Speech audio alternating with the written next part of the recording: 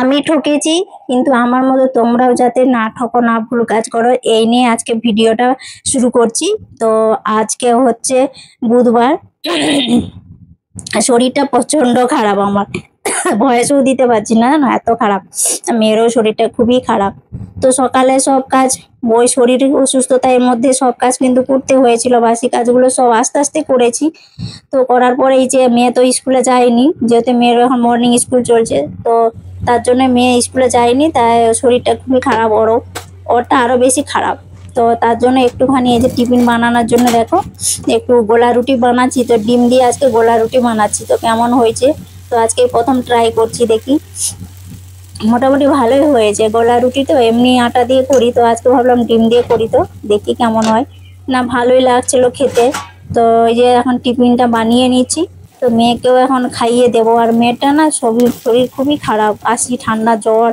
তো কেমন অবস্থা হয়েছে তোমাদেরকে দেখাচ্ছি, ওর শরীরটা কতটাই খারাপ হয়েছে। আর আমি ওই যে বললাম না আমি ঠকেছি, তো তোমরাও যাতে না ঠকো সেই জন্য তোমাদেরকে সাবধান করে দেওয়ার জন্যই আজকে ভিডিওটা বানিয়েছি।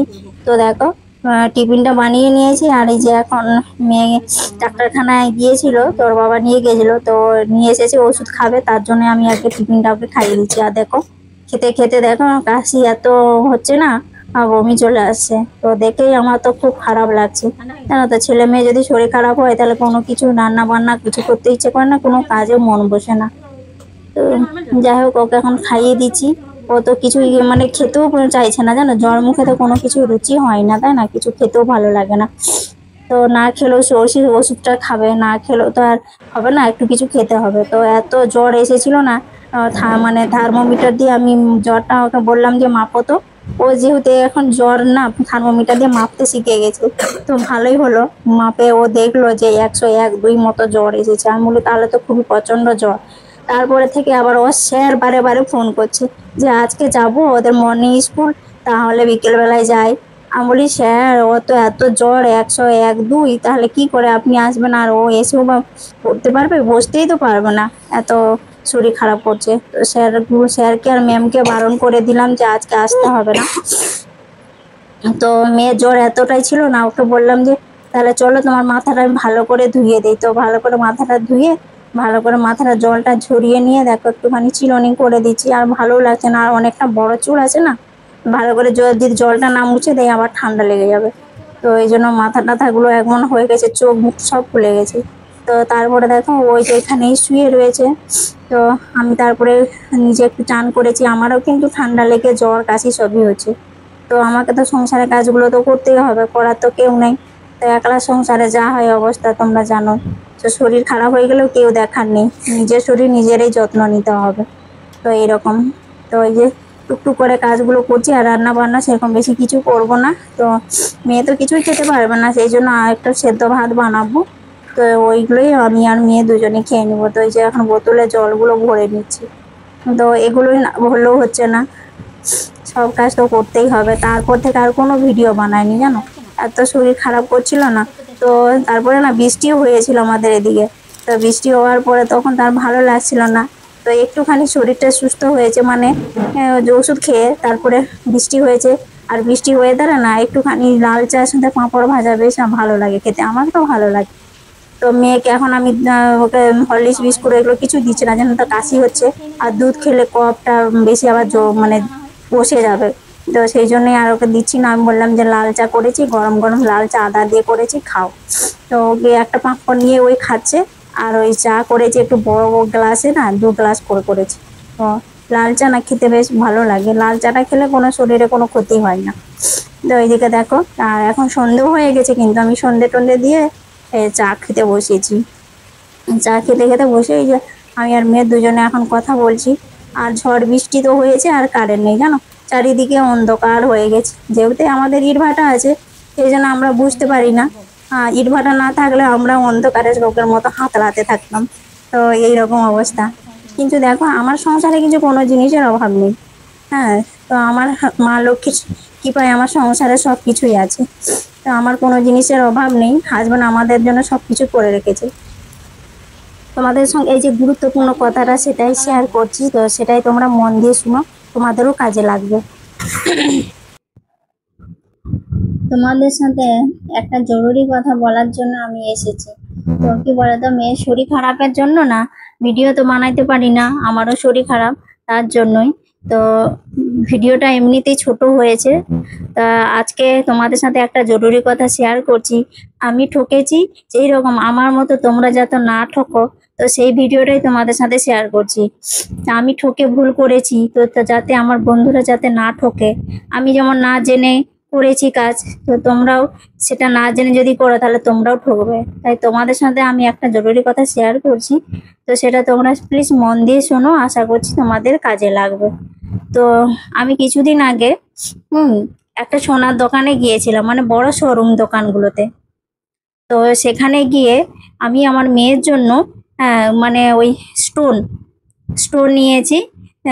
ওর যেহেতু 13 বছর বয়সে স্টোনের কথা বলেছিল, তো স্টোন নিতে গিয়েছি। তো সেখানে স্টোনটা দিয়েছে, ঠিক আছে, একটা প্রবালের নিয়েছি, রেড প্রবাল, আর একটা মুক্তোর। তো জানতাম না যে প্রবালের আসল প্রবাল না নকল, তা জানি না। ওরা বললো যে আসল। তো অনেক দাম, এক রথির দাম হয়তো 1500 2000 করে। আর সেরকম বেশি নিতে গেলে 8 রথি 9 রথি নিতে গেলে কত দাম হবে বলো তো? অনেকটাই দাম। আমি কি ভেবেছি, আমি বলি একটা হয়তো প্রবালের দামেই এত, যেহেতু ওখানে দাম মেনশন করে লেখা রয়েছে যে 1800 টাকা। হ্যাঁ, তো আমি ভাবলাম তাহলে ওই প্রবালটার দামই 1800 টাকা, কিন্তু আমাকে উল্লেখ করে বলে দেয়নি যে এক রথির দাম এত টাকা। বেশ, এবারে যা হোক কিছু বলেছে, আমরা নিয়েছি। তারপরে এখন ওই স্টোনটা নেওয়ার পরে যদি স্টোনটা তোমার পছন্দ না হয়, কি করবে তোমরা? যদি পছন্দ না হয় তাহলে ওই দোকানে যদি আবার ফেরত দিতে গেছো, কিন্তু ওই দোকানে নিবে না। কেন না? একবার বিক্রি হয়ে গেছে স্টোনটা, তাহলে আর ওরা ফেরত নিবে না।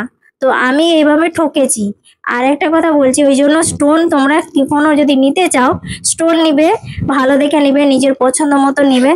আর ওরাকে বলে নিবে যে এই স্টোনটা নিলে এর আকৃতি হবে কেমন, গঠনটা কেমন হবে, বানানোর সময় হাতের আংটি বা এই যে বাজুতে লাগানোর জন্য কেমন আকৃতি হবে সেটা বলে নেবে, না হলে আমার মতো তোমরাও ঠকে যাবে। আমি যেমন না বুঝে করেছি, আমি ভুল করেছি, তো তাই তোমাদেরকে সাবধান করে দিচ্ছি। আর একটা কথা বললাম যে ওই স্টোন নিলে স্টোন আবার ফেরত হয় না, ঠিক আছে? ওই তুমি আজকে নিয়েছো, কালকে আবার গিয়ে ওই স্টোনটা যদি বলে দাও, কিন্তু বা বিল হয়ে গেছে, তারপরে যদি বলো আমার এটা পছন্দ হচ্ছে না, কিন্তু ওরা শুনবে না, তোমার কিনতেই হবে, ঠিক আছে? তোমার আমাদের মতো গরিব মিডিল ক্লাসের এত সামর্থ্য নয় যে এত দাম দিয়ে নিব, তাই তো? আর একটা কথা, ওদের কাছে তোমরা কখনো রূপোর জিনিস নিও না। কেন বললাম?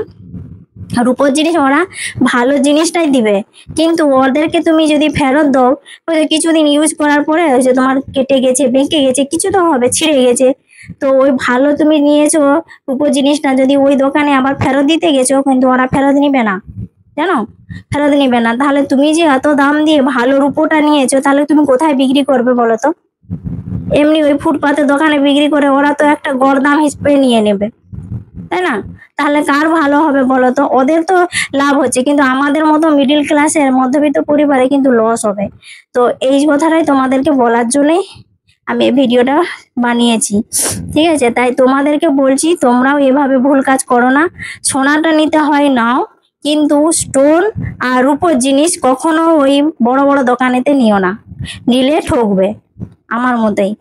তো ওরা ফেরত নেয় না, কিছু না, তোমাকে আবার উল্টো অনেক কিছু বুঝিয়ে দিবে, জানো? হ্যাঁ, ওরা বুঝিয়ে দিবে। এবার আমি যদি অত দাম জিনিসটা নিয়ে যদি আমি ওই দোকানে বিক্রি করতে না পারি, ওই আসল দামে যদি বিক্রি করতে না পারি, তাহলে আমার লস হলো না, বলো তো? তাই আমি ঠকেছি, আর তোমাদেরকেও সাবধান করে দিচ্ছি, তোমরা কখনো ভুল কাজটা করো না। তো ভিডিওটা কেমন লাগলো অবশ্যই কমেন্ট করে জানাবে। আর শরীর অসুস্থতার জন্য না, আমারও শরীর অসুস্থ, মেয়েরও শরীর অসুস্থ, তার জন্য ভিডিও বানাইতে পারছি না। তো শরীর ভালো হলে আমি আস্তে আস্তে ভিডিও আবার বানাবো। তো ভিডিওটা কেমন লাগলো অবশ্যই কমেন্ট করে জানাবে। তো তখন তোমরা সবাই ভালো থাকো, সুস্থ থাকো, সাবধানে থাকো, আর নিজের খেয়াল রেখো। Tata, by.